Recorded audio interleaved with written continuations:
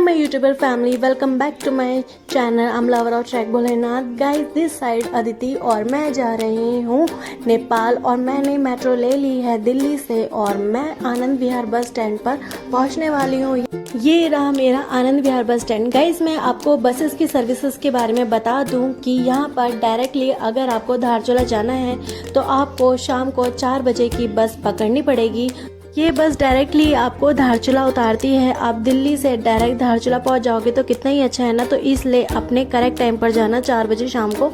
इस बस का जो किराया होगा वो मात्र 1130 रुपये के आसपास का आपको पड़ेगा, जो बहुत ही सस्ता है धारचूला तक पहुंचने के लिए। पर अगर सपोज़ अगर आप मॉर्निंग में या किसी भी टाइम पर बस स्टैंड पे पहुंच जाते हो आनंद विहार, तो आपको बसेस मिल जाती हैं, पर वो डायरेक्ट नहीं होती, वो टनकपुर की होती है। और टनकपुर से आपका जो किराया बैठेगा वो 550 के आसपास रहता है बस का। फिर वहाँ से आपको टैक्सी वगैरह लेनी पड़ेगी जो पिथौरागढ़ आपको उतारेगी। पिथौरागढ़ तक टैक्सी का जो किराया रहेगा वो 700 कुछ रहता है। तो गाइज, ये पिथौरागढ़ का बस स्टैंड है और मॉर्निंग के बज रहे हैं 5। तो मैं यहाँ आसपास के लोगों से मैंने पता किया था, तो उन्होंने बोला कि धारचूला के लिए आपको यहाँ से मॉर्निंग में 5 बजे की बस मिल जाती है। पर ये गलत है, धारचूला के लिए आपको यहाँ से 2 बजे ही बस मिलेगी।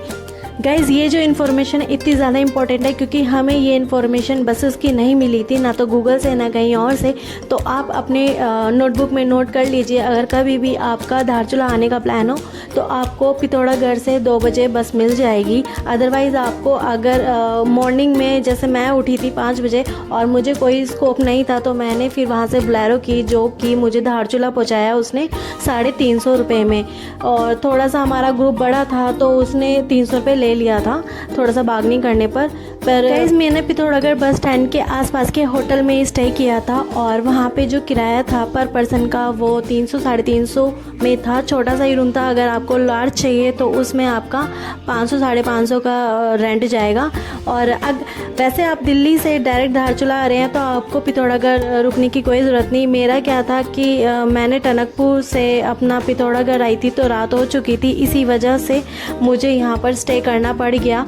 और क्योंकि रात में बोलेरोस चल रही थी, 1-2 चल रही थी, पर हमारा ग्रुप बड़ा था तो इसी वजह से हमने जाना अच्छा नहीं समझा, क्योंकि रात के वक्त में माउंटेन और थोड़े से जानवरों का डर होता है, इसी वजह से। और बाकी हमने जब मॉर्निंग में उठे तो हमें बस नहीं मिली, फिर हमने बोलेरो कर ली सारे ग्रुप ने मिलकर, और जिसका किराया हमारा बार्गेनिंग के बाद उन्होंने 300 रुपये ले लिया था। उन्होंने बड़े ही आराम से हमें धारचूला उतार दिया।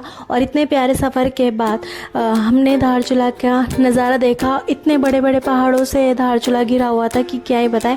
पर गाइस, मैं एक चीज़ और क्लियर कर दूं कि मुझे जाना था आदि कैलाश, और आदि कैलाश से मैं जब वापस आ गई थी तो वापस अगेन मैं धारचूला पहुंची और मैंने यहाँ पर स्टे किया। और नेक्स्ट अर्ली मॉर्निंग मेरी 8 बजे की बस थी। वैसे वहाँ पे 7 बजे और 8 बजे दिल्ली डायरेक्ट बस जाती है और वही किराया लगता है 1130 रुपये का।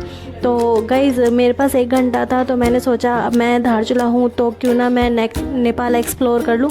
इसलिए फिर मैंने अपनी जो रुख था वो नेपाल की तरफ रुख कर लिया।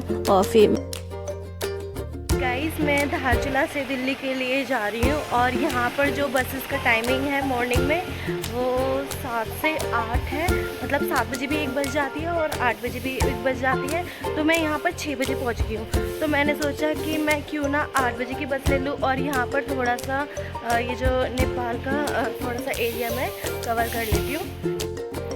गाइस, वो है नेपाल का पुल और मैं उसे क्रॉस करने वाली हूँ, तो आप देख सकते हैं। और मैं एक्साइटेड हूँ क्योंकि मैंने अपनी लाइफ में पहली बार ये इस तरीके का बॉर्डर क्रॉस कर रही हूँ। ठीक है, सो स्टे ट्यून्ड।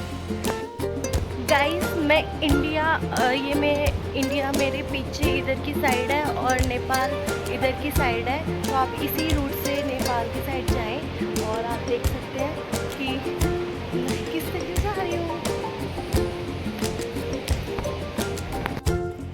गाइस, ये मेरे पीछे इंडिया है और ये है नेपाल। देख सकते हो ये जो फ्लावर है, मैं इसके अंदर जाने वाली हूँ। आप देख रहे हैं। और मैंने नेपाल की तरफ जब जा रही थी तो ये मुझे इस तरीके के रोड मिल रहे थे, पर अभी भी मैं इंडिया में हूँ, आप देख सकते हैं। और मैं जा रही हूँ इस चेक पोस्ट पे। ये है नेपाल का चेक पोस्ट। यहाँ पर आर्मी सिर्फ आधार कार्ड देखकर ही हमें एंट्री दे देती है। तो ये मेरे लिए काफ़ी ज़्यादा सरप्राइजिंग था कि वाओ, आधार कार्ड और कुछ नहीं, मतलब कोई डॉक्यूमेंट्स वगैरह नहीं, आधार कार्ड देख के इन्होंने हमें एंट्री दे दी थी। तो ये मेरे लिए बहुत ही खुशनुमा बात थी। तो जो कि मैंने यहाँ पर ब्रिज को और बाकी की आसपास की मार्केट को एंजॉय की। इस नेपाल तो नाम आपने सुना ही होगा। तो बात करते हैं नेपाल कहाँ पर है। नेपाल इंडिया और चाइना के बीच में बॉर्डर की तरह लगा हुआ है और यहाँ पर बहुत सारे फेमस प्लेसेस हैं, जैसे कि गौतम बुद्ध की बर्थ प्लेस और माउंटेन एवरेस्ट। और गाइस, नेपाल के पास बहुत ही टॉलेस्ट हिमालयन माउंटेन्स हैं, जो कि संसार में सबसे टॉलेस्ट यहीं पर है। तो आप आइडिया लगा सकते हो कि लॉट ऑफ माउंटेनियर्स यहाँ पर विजिट क्यों करते हैं, एवरेस्ट को एक्सप्लोर करने के लिए और अपने टारगेट्स को कंप्लीट करने के लिए। तो मेरे ख्याल से शायद मेरा फ्यूचर का ड्रीम यही बन चुका है। तो आई थिंक कभी ना कभी मैं अपने फ्यूचर में इसको कंप्लीट करूँगी। तो आप मेरे साथ बने रहें और देखते रहें कि मैं अपना ये ड्रीम कब कंप्लीट करूँगी। तो चलते हैं। नेपाल के पास एक ग्रेटेस्ट अल्टीट्यूड चेंज करने का भी एक हुनर है। वो नेपाल का जो अल्टीट्यूड है वो चेंज कर सकता है any location on the earth. So मैं अपनी जर्नी स्टार्ट करती हूँ। गाइस, बताती हूँ कि मेरा जो पहला दिन था नेपाल में वो लाजन कैसे बन गया। I had only 1 hour when I was in Dharchula. तो गाइस, मैंने सोचा कि जब मैं दिल्ली वापस जा ही रही हूँ और मेरे पास 1 घंटा है, तो क्यों ना मैं इस 1 घंटे को नेपाल में एक्सप्लोर करूँ। तो मैं नेपाल की तरफ बढ़ गई। यहाँ पर बहुत सारी आर्मीज़ थी नेपाल की जो उसके बॉर्डर्स पे लगी हुई थी। तो आप देख सकते हैं कि यहाँ पर उन्होंने मुझे शूट भी नहीं करने दिया। और वो नेपाली आर्मीज़ सिर्फ आधार कार्ड ही चेक करती हैं अपने चेक पोस्ट पे।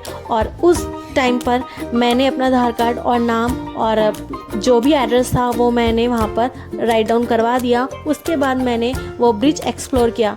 गाइस, ये जो रिवर थी ये काफ़ी ज़्यादा वाइड थी और इतना ज़्यादा नॉइज़ वाटर का कि मैं क्या ही बताऊँ। गाइस, मेरी जो क्लिप्स हैं, शॉर्ट क्लिप्स, वो आप देख सकते हो। आगे मैं जो भी एक्सप्लेन करूँगी।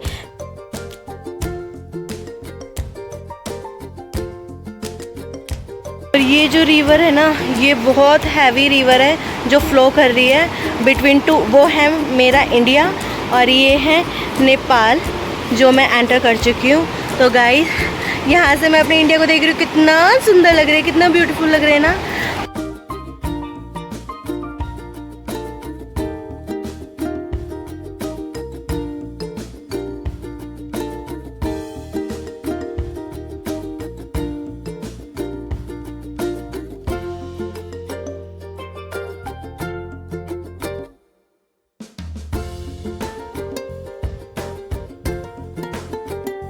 सो गाइस, मैं नेपाल में एंटर कर चुकी हूँ और ये देखो मैं जा रही हूँ मार्केट एरिया।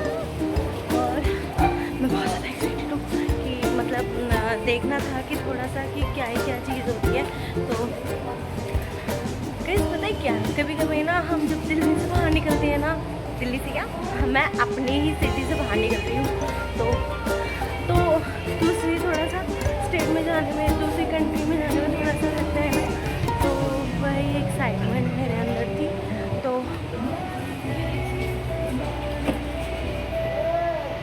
यहाँ पे मार्केट अभी खुली नहीं है, पर कोई नहीं, ठीक है। गाइस, मैं नेपाल में हूँ और वो है मेरा इंडिया। कितना सुंदर लग रहा है, आपको दिख रहा है? मुझे साफ दिख रहा है।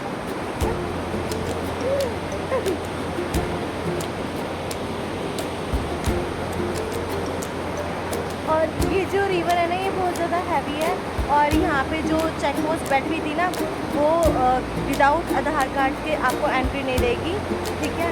तो उन्होंने मेरा नाम, आधार कार्ड देखा और मुझे एंट्री दे दी। और ये 6:23 पे, मतलब मैं यहाँ पर हूँ। तो सोच लीजिए कि सुबह ये कितनी जल्दी खुल जाता है पुल, और शाम को ये 6 या 7 बजे बंद हो जाता है। और यहाँ की मार्केट भी बहुत जल्दी बंद हो जाती है, मतलब 9 बजे सबका पैकअप, 9-8 बजे सबका पैकअप हो जाता है। तो जो इंडिया की मार्केट है हमारी, ठीक है, धारचूला की, वो सब मतलब बंद होने लग जाती है, उनका पैकअप होने लग जाता है। तो मैंने यहाँ से कुछ नहीं ख़रीदा, मुझे बहुत कुछ ख़रीदना था। मुझे आदि कैलाश की और ओम पर्वत की फ्रेम्स लेनी थी, मुझे कुछ अपने घर के बच्चों के लिए कुछ सामान लेना था। पर गाइस मैं कुछ भी नहीं ले पाई, क्योंकि यहाँ पे जो मेरी टाइमिंग थी ना, वो बहुत ही ज़्यादा ख़राब थी। तो क्या ही कर सकते हैं, हम घूम सकते हैं। गाइस मैंने यहाँ पर एक चीज़ नोटिस की कि यहाँ के जो घर है ना, वो बहुत ज़्यादा मतलब पुल से जब हम अंदर रहते हैं तो वो बहुत ज़्यादा घर ना हौच पौच से मिलते हैं। तो आप देख ही सकते कि इनका जो सरफेस सब कितना है, कैसा है। और मतलब थोड़े से क्राउडी घर नहीं होते जो बहुत ही पास जो होते हैं, उस तरीके के घर बने हुए हैं।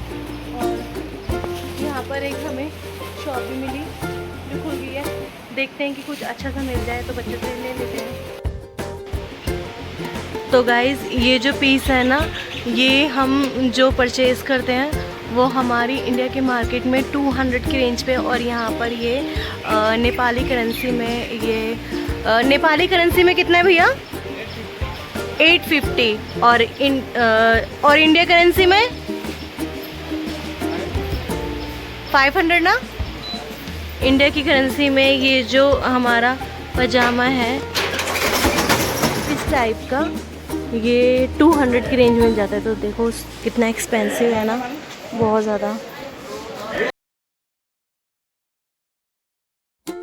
गाइज़ मैं नेपाल के अंदर ज़्यादा डीपली नहीं गई थी, क्योंकि मेरे पास 1 घंटा था और मुझे वापस धारचूला बस स्टैंड पे पहुंचना था। तो आप सोच सकते हैं कि 1 घंटे में मैं मार्केट और ब्रिज मैंने एक्सप्लोर कर लिया था, ये वही बहुत है मेरे लिए। और मैंने मार्केट से कुछ परचेज़ कर लिया था।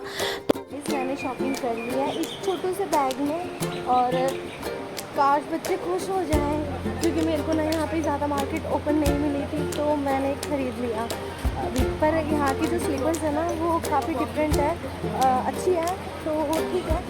अभी ये इतना ख़रीद लिया, बहुत है, इसलिए मैं अभी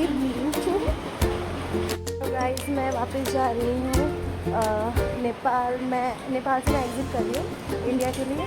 तो क्योंकि टाइमिंग मेरी बस की हो चुकी है, और मेरी बस की टाइमिंग 8 बजे है, और अभी बज रहे हैं 6:46। थोड़ा सा मुझे टाइम तो है मेरे पास, आधा घंटे का। गाइस ये स्कूल के बच्चे हैं और ये स्कूल जा रहे हैं। मेरे सब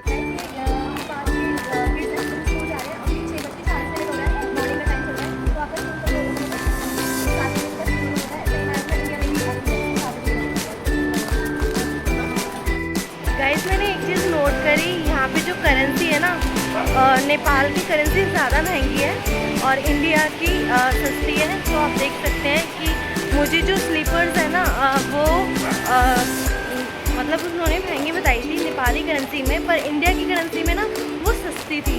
तो आप सोच सकते हो। तो मैंने इस वजह से ख़रीदा कि मैं कुछ मतलब फिर भी इंडिया के प्राइसेस से बहुत ज़्यादा है। तो आप देख सकते हो कि पता है जो उसने बताया कि जो पजामे का रेट था, जो अगर पजामा था, उन्होंने 800 की रेट में उन्होंने बताया, और वही रेट ना इंडिया में दिल्ली के अंदर वो 200 की रेंज में आराम से मिल जाता है, और सेम कपड़ा भी उनका वैसा ही था। तो और उन्होंने इंडियन करेंसी में उन्होंने मुझे 500 बताया, तो ये मेरे लिए बहुत ज़्यादा एक्सपेंसिव था और वेस्ट ऑफ मनी भी, ठीक है। तो वही तो गाइस मैं जा रही हूँ अपने बस स्टैंड पे, ठीक है, और मुझे अपनी बस पकड़नी है, मेरी 8 बजे की बस है, और ये जो नेपाल है वो पीछे रह गया है, और मैं अपने इंडिया में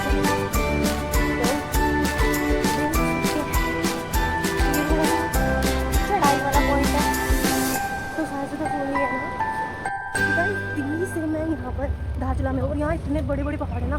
पर पता है लास्ट नाइट का मैं एक्सपीरियंस बताती हूँ, इतनी गर्मी कि जो इतना ऊंचा फैन लगा हुआ था उसका भी कुछ नहीं दिख रहा था, मतलब पता ही नहीं चल रहा था कि फैन हवा का दे रहा है।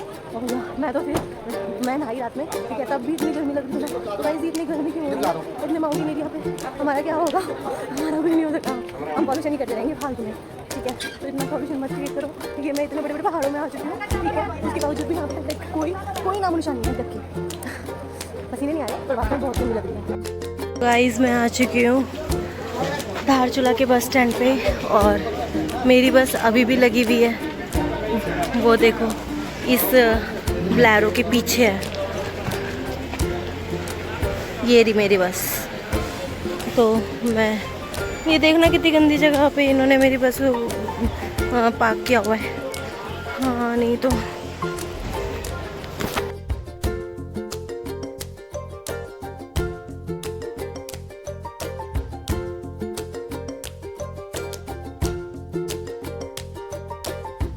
अगर आपको ये पूरी वीडियो अच्छी लगी हो तो प्रेस करना बेल आइकन को।